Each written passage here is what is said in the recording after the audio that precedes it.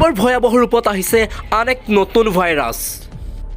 অসমত প্ৰথমজন H3n2 আক্ৰান্তৰ ৰোগী চিনাক্ত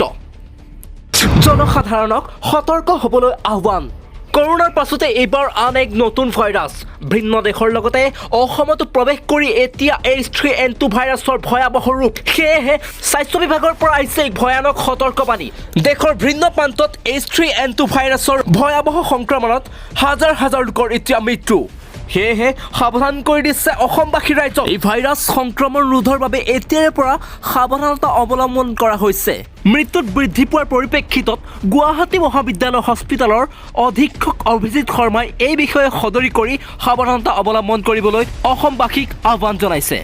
বিশেষকৈ শিশুসকলৰ মাজত এই ভাইৰাছ বৃদ্ধি পোৱাৰ বাবে কেন্দ্ৰীয় শাসিত বহুকেইখন অঞ্চলত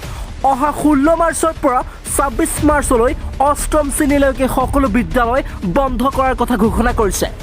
আমি প্ৰথমে জনাব বিচাৰিছোঁ আপোনালোকক H3n2 ভাইৰাছৰ লক্ষণসমূহ H3n2 ভাইৰাছৰ লক্ষণসমূহ হৈছে অতিমাত্ৰা ঠাণ্ডা লগা কাহ চৰ্দি জ্বৰ বমি ডিঙিৰ সুৰসুৰণি গাৰ বিষ পেটৰ অসুবিধা এইসমূহ লক্ষণে যদি দেখা দিয়ে তেনেহ'লে আপুনি সাৱধান হ'ব লাগিব প্ৰিয় দৰ্শক আপুনি চাই আছে এক বিশেষ প্ৰতিবেদন